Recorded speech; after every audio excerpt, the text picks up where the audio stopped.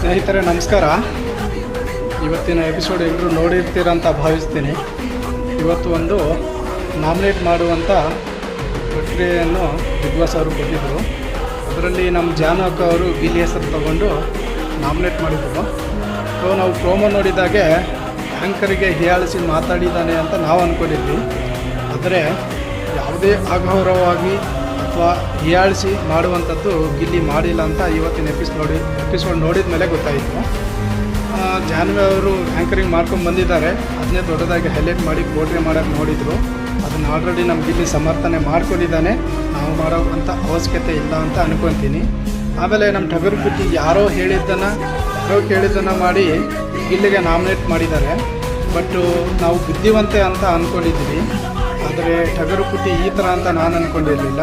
ಅಂದರೆ ಜಾನು ಅಕ್ಕ ಸ್ವಯಂ ಘೋಷಿತ ವಿನ್ನರ್ ಅಲ್ಲ, ಗಿಲ್ಲಿ ಆಲ್ರೆಡಿ ಗೆದ್ದಾಯಿತು.